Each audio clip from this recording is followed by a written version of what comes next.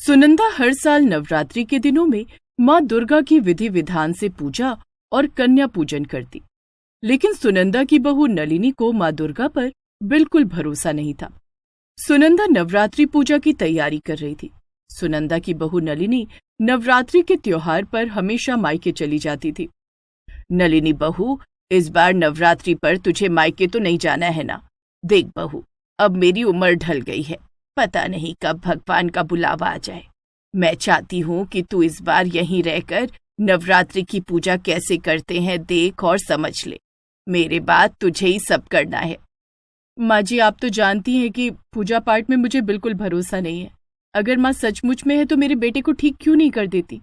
दरअसल नलिनी का 3 साल का बेटा विहान जन्म से ही बोल नहीं पाता था, जिस कारण नलिनी का भगवान पर से भरोसा उठ गया था। नलिनी बहू, माता चाहेंगी तो विहान भी जल्दी ठीक हो जाएगा। बस तू इस बार नवरात्रि पर यहीं रुक जा। नहीं माँ जी, मैं तो मायके जा रही हूँ। नलिनी, जब माँ इतना कह रही है तो तुम रुक क्यों नहीं जाती? सुबोध, आप तो जानते हैं कि नवरात्रि के दिनों में यहाँ पूजा पाठ का माहौल देखकर विहान कितना बेचैन हो जाता है। माँ जी के साथ वो भी भजन गाने की कोशिश करता है और ना गा सकने पर रोने लगता है। नवरात्रि के पहले दिन नलिनी अपने बेटे विहान को लेकर मायके चली जाती है। सुनंदा दुर्गा माता की पूजा की खुद तैयारी करती है। वो शुद्ध देसी घी में आटे का हलवा बनाती है और माता को भोग लगाती है, जिसके बाद सुनंदा अपने पति नरेंद्र और बेटे सुबोध के साथ दुर्गा माता की पूजा करती है। शेर पे सवार होके आजा शेरा वालिए, शेर पे सवार होके आजा शेरा वालिए, शेरा वालिए माँ, जोता वालिए माँ, मेहरा वालिए माँ, लाटा वालिए माँ, शेर पे सवार होके आजा शेरा वालिए। पूजा खत्म होने के बाद माँ, मैंने सोचा है कि इस बार हम लोग कन्या पूजन का भव्य आयोजन करेंगे। सभी गरीब कन्याओं को पूजन के लिए बुलाएंगे, उन्हें अच्छे वस्त्र, किताब, कॉपियां उपहार में देंगे। ये तूने बहुत अच्छी बात कही है बेटा, हम ऐसा ही करेंगे। सुनंदा, मैंने सोचा है कि क्यों ना इस बार हम माता के जागरण का आयोजन करें। 7वीं, अष्टमी और 9वीं 3 दिनों तक हमारे घर में माता के जागरण का आयोजन किया जाएगा और 9वीं के दिन कन्या पूजन। आपने तो मेरे मुंह की बात छीन ली। हम आज से ही जागरण की तैयारी शुरू कर देते हैं। घर में इतना बड़ा आयोजन हो रहा है, नलिनी बहू और विहान भी यहाँ होते तो कितना अच्छा होता। माता पर भरोसा रखो सुनंदा, तुम देखना नलिनी और विहान भी जरूर आ जाएंगे। मैं नलिनी को फोन पर बता दूंगा। अच्छा, अब मैं ऑफिस के लिए निकलता हूँ। सुबोध ऑफिस चला जाता है। सुनंदा और नरेंद्र दुर्गा माता के जागरण के आयोजन की तैयारी में लग जाते हैं। हमें बाजार जाकर जागरण के लिए सामान खरीदने होंगे। वहां जाकर जागरण के लिए कार्ड छपने का ऑर्डर भी देना होगा। दोनों पति पत्नी बाजार चले जाते हैं और खरीदारी करते हैं, जिसके बाद दोनों जागरण के लिए कार्ड छपवाने का ऑर्डर भी दे देते हैं। भाई साहब, हमें ये कार्ड जल्द से जल्द चाहिए। भाई साहब, ये कार्ड आपको कल सुबह तक मिल जाएंगे। ठीक है भाई साहब। जल्दी घर चलिए, शाम की आरती का वक्त हो गया है। सारी खरीदारी करके सुनंदा और नरेंद्र घर आ जाते हैं और शाम की आरती करते हैं। जय अम्बे गौरी मैया, जय श्यामा गौरी, तुमको निश दिन ध्यावत हरि ब्रह्मा शिवरी, ओम जय अम्बे गौरी। आरती खत्म होने के बाद सुबोध भी घर आ जाता है।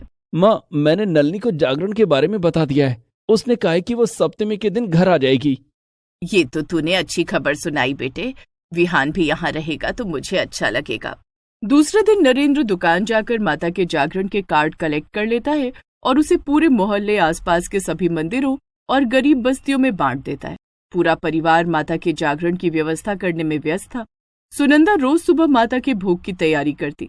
पहले अपने घर में पूजा करती और उसके बाद दुर्गा मंदिर जाकर माता रानी की पूजा करती। धीरे धीरे करके नवरात्र के 6 दिन निकल जाते हैं। सप्तमी का दिन आ जाता है, जिस दिन सुनंदा के घर में दुर्गा माता के जागरण का भव्य आयोजन होना था। उस दिन सुबह सुबह घर में दुर्गा माता की पूजा करने के बाद सुनंदा मंदिर जाने लगती है। सुनिए जी, मैं मंदिर जा रही हूँ, जागरण के लिए पंडाल लगाने वाले आएंगे, आप जरा ध्यान रखना। ठीक है सुनंदा, तो मंदिर जाओ, मैं सब ध्यान रखूंगा। सुनंदा हाथ में पूजा की थाली लेकर मंदिर चली जाती है। मंदिर जाते समय सुनंदा अपना मोबाइल फोन घर पर रखकर जाती थी। उस दिन सप्तमी होने के कारण उस दिन सड़क पर भारी भीड़ थी। जगह जगह पंडाल लगाए गए थे, जिस कारण सड़क छोटी पड़ गई थी। पैदल चलने वाले लोग और सड़क पर गाड़ियों का आना जाना दोनों के लिए मुश्किल हो रहा था। आज तो मंदिर में बहुत भीड़ भी होगी, मुझे जरा जल्दी आना चाहिए था। सुनंदा ये सोचती हुई जल्दी जल्दी मंदिर की तरफ जा रही थी कि उसके हाथ से पूजा की थाली सड़क पर गिर जाती है। हे माता रानी, ये कैसा अनर्थ हो गया। सुनंदा इधर उधर देखे बिना पूजा की थाली उठाने के लिए बीच सड़क पर चली जाती है और सामने से आती हुई कार से टकरा जाती है। सुनंदा का भयानक एक्सीडेंट हो जाता है। वो सड़क पर गिरकर बेहोश हो जाती है। कार में सवार युवक बाहर आता है और सुनंदा को इस हालत में देखता है। ये तो बहुत बुरी तरह से जख्मी हो गई हैं, इन्हें अस्पताल लेकर जाना होगा। वो युवक सुनंदा को उठाकर अपनी गाड़ी में बिठाता है और उसे अस्पताल लेकर जाता है, जहां डॉक्टर सुनंदा को अस्पताल में भर्ती कर लेते हैं। इनकी हालत गंभीर है, इन्हें कुछ दिनों तक अस्पताल में ही रहना होगा। इनके इलाज के लिए ज्यादा पैसों की जरूरत पड़ेगी। डॉक्टर साहब, आप पैसों की चिंता मत कीजिए, बस इन्हें ठीक कर दीजिए। डॉक्टर सुनंदा का इलाज शुरू कर देता है। इधर वो युवक सोचता है, इनके घर वालों को कैसे इन्फॉर्म करूं? इनके पास तो मोबाइल फोन भी नहीं है, ना इनके पास इनकी कोई आइडेंटिटी प्रूफ है जिससे इनके घर का पता चल सके। मैं इनके घर वालों का पता लगाने की कोशिश करूंगा और तब तक इनका इलाज भी हो जाएगा। शायद इन्हें होश आ जाए तो ये अपने घर का पता खुद बता देंगी। इधर घर में सभी सुनंदा का इंतजार कर रहे थे। सुनंदा की बहू नलिनी भी मायके से ससुराल आ जाती है। सुबोध, माँ जी कहाँ है? माँ मंदिर गई हैं, लेकिन उन्हें काफी देर हो गई है। अब तक तो उन्हें आ जाना चाहिए था। काफी देर बीत जाने के बाद भी सुनंदा के घर नहीं लौटने पर सभी लोग परेशान हो जाते हैं। हमें माँ को ढूंढने जाना होगा। हाँ, चलो चलते हैं। सुबोध बेटा, पूजा पंडाल वाले आए हैं, मैं यहाँ का काम देख लेता हूँ। तुम दोनों मंदिर जाकर सुनंदा का पता लगाओ। पिताजी, हम दोनों मंदिर ही जा रहे हैं, विहान घर पर ही है। ठीक है, मैं विहान का ध्यान रखूंगा। नरेंद्र जागरण की तैयारी में लग जाता है। इधर सुबोध और नलिनी मंदिर जाते हैं, लेकिन उन्हें वहां सुनंदा कहीं दिखाई नहीं देती। वे मंदिर के पुजारी और आसपास के लोगों से सुनंदा के बारे में पूछते हैं, लेकिन सुनंदा का कुछ पता नहीं चलता है। हमें थाने जाकर माँ जी की गुमशुदगी की रिपोर्ट लिखवा देनी चाहिए, पुलिस माँ जी का पता लगा लेगी। तुम ठीक कह रही हो नलिनी। सुबोध और नलिनी थाने जाकर सुनंदा की गुमशुदगी की रिपोर्ट लिखवाते हैं और घर आ जाते हैं। सुनंदा के घर न आने के कारण घर में मायूसी का माहौल था। सुबोध बेटा, तेरी माँ को कहीं कुछ हो तो नहीं गया? पिताजी, दुर्गा माता पर भरोसा रखिए। मेरा दिल कहता है कि माँ जहां भी होंगी सही सलामत होंगी। आज से हमारे घर में जागरण होने वाला है। घर में ये शुभ कार्य होगा तो माँ जल्दी घर वापस आ जाएंगी। शाम हो जाती है। सुनंदा के घर में जागरण का कार्यक्रम शुरू हो जाता है, जिसमें घर के सभी सदस्य बढ़ चढ़कर हिस्सा लेते हैं। इस तरह 2 दिन बीत जाते हैं। नवमी का दिन आ जाता है। आज कन्या पूजन है। माँ जी का कुछ पता नहीं चला। माँ जी के बिना कन्या पूजन कैसे होगा? हमें माँ के बिना ही कन्या पूजन करना होगा नलिनी। घर में कन्या पूजन के लिए अमीर गरीब कन्याएं आने लगती हैं। इधर सुनंदा अभी भी अस्पताल में बेहोशी की हालत में थी। सुबोध और नलिनी कन्या पूजन शुरू करने वाले थे कि सुनंदा सही सलामत हालत में घर आ जाती है। सुनंदा, तुम आ गई? माँ जी, आप कहाँ चली गई थी? वो सब छोड़ बहू, पहले कन्या पूजन कर लूं, फिर तुम लोगों को सारी बात बताती हूँ। सुनंदा सभी कन्याओं की पूजा करती है, सबको उपहार देती है और उन्हें भोग लगाती है। कन्या पूजन खत्म होने के बाद सभी कन्याएं अपने अपने घर चली जाती हैं। तभी सुनंदा अचानक गायब हो जाती है। अरे, माँ जी कहाँ चली गई? माँ अचानक कहाँ गायब हो गई? घर के सभी सदस्य सुनंदा के अचानक गायब हो जाने से हैरान थे। उसी समय सुनंदा के घर पर वो युवक पहुंचता है जिसकी गाड़ी से सुनंदा का एक्सीडेंट हुआ था। सुनंदा जी का घर यही है? हाँ, लेकिन आप कौन हैं? सप्तमी के दिन सुनंदा जी का मेरी गाड़ी से एक्सीडेंट हो गया था। मैं 3 दिन से आप लोगों को ढूंढ रहा हूँ। आज आपके घर का पता मिला है। सुनंदा जी अस्पताल में है। माँ जी अस्पताल में है, तो अभी जो हमारे साथ थी वो कौन थी? वो जरूर दुर्गा माता थी। सुनंदा के रूप में हमारे घर कन्या पूजन संपन्न कराने आई थी। जय हो माता रानी की। नलिनी माँ दुर्गा की मूर्ति के सामने जाकर हाथ जोड़ती है। तभी विहान भी बोल उठता है, माता रानी की जय हो। सुबोध सुबोध विहान बोलने लगा, देखो को विहान बोलने लगा। ये सब माता रानी के आशीर्वाद से हुआ है सुनंदा। दुर्गा माँ बहुत कृपालु हैं। वो सदा अपने भक्तों के दुख दूर करती हैं। घर के सभी सदस्य युवक के साथ अस्पताल जाते हैं। थोड़ी देर के बाद सुनंदा को होश आ जाता है। सभी सुनंदा को बताते हैं कि कैसे माँ दुर्गा उसका रूप लेकर कन्या पूजन संपन्न कराने घर आई थी। मैंने कहा था ना, माता रानी से बढ़कर कोई नहीं है। माता रानी ने खुद आकर हमारे घर में कन्या पूजन किया है। जय माँ दुर्गा। सारे लोग सुनंदा को लेकर घर आ जाते हैं। इस घटना के बाद से सुनंदा की बहू नलिनी को दुर्गा माता पर पूरा विश्वास हो जाता है। अब वो हर साल नवरात्रि पर सुनंदा के साथ माँ दुर्गा की पूजा किया करती।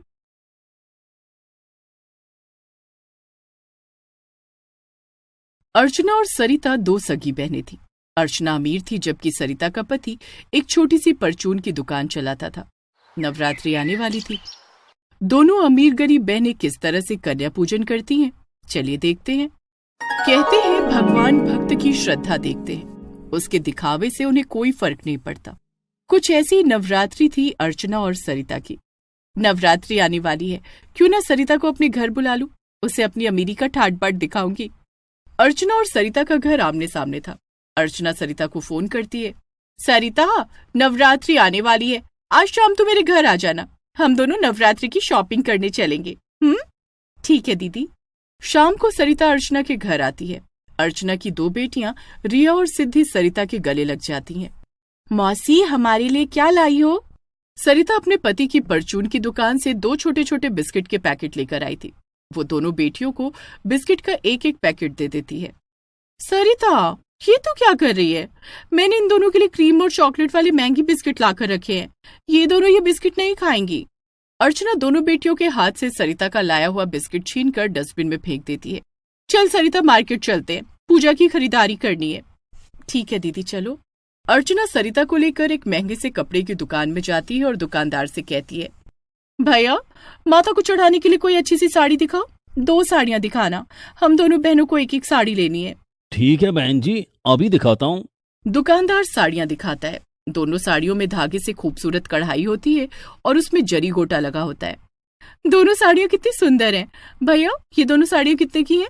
एक साड़ी 5,000 रुपए की है।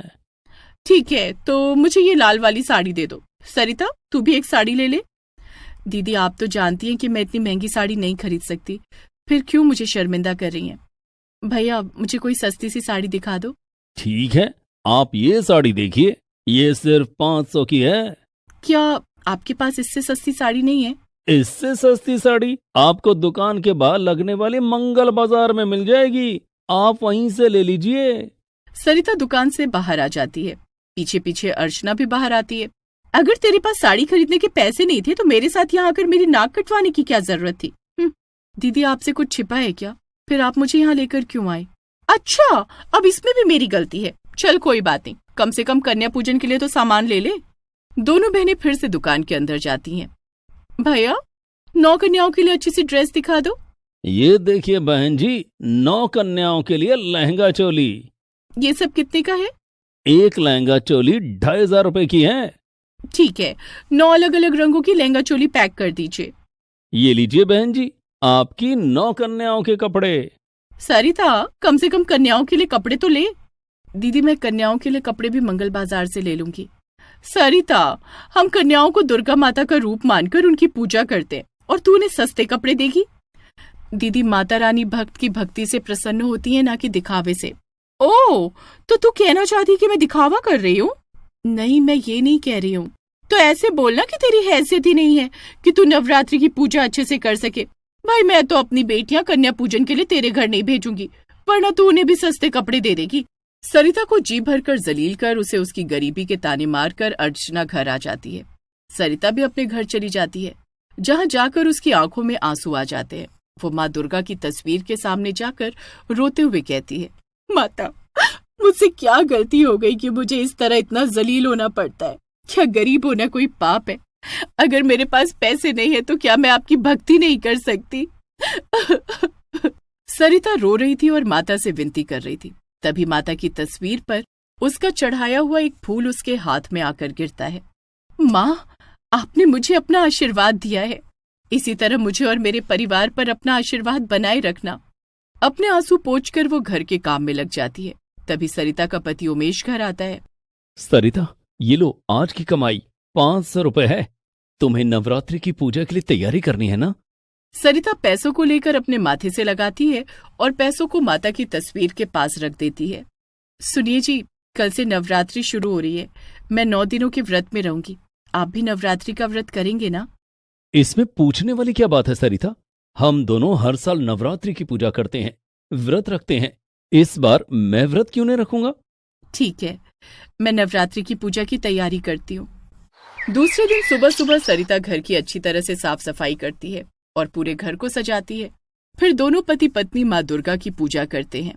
शेर पे सवार होके आजा शेरा वालिए, शेर पे सवार होके आजा शेरा वालिए, सोए हुए भाग जगा जा शेरा वालिए, शेरा वालिए माँ, जोता वालिए माँ, शेरा वालिए माँ, लाटा वालिए माँ, शेर पे सवार होके आजा शेरा वालिए।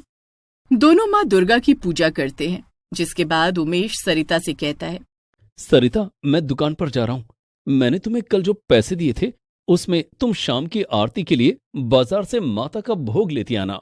ठीक है जी। उमेश अपनी दुकान पर चला जाता है। सरिता घर के काम में लग जाती है। घर का काम निपटाकर वो माता का भोग लाने के लिए बाजार जाती है। दुकान पर, भैया माता के भोग के लिए मिश्री दे दो। ये लीजिए बहन जी मिश्री, और कुछ दे दूं? हाँ भैया, वो छोटी वाली चुनरी दे दो। ये लो बहन जी लाल चुनरी। सरिता दुकान से सामान लेकर घर जाने लगती है तो उसे रास्ते में अर्चना मिलती है। अरे सरिता, तू यहाँ क्या कर रही है? माता के भोग के लिए मिश्री लेने आई थी। तू माता को भोग में मिश्री चढ़ाएगी? मैं तो माता को प्रसाद में मालपुआ चढ़ाऊंगी, इसीलिए तो मालपुए का सामान लेने बाहर आई हूँ। दीदी, तुम तो जानती हो कि मेरे पास इतने पैसे नहीं है कि मैं माता को महंगे भोग चढ़ाऊं। देख सरिता, आज माता को मालपुए का ही भोग चढ़ाया जाता है। अगर तू माता की पूजा कर रही है तो नियम से कर, नहीं तो मत कर, माता नाराज हो जाएंगी।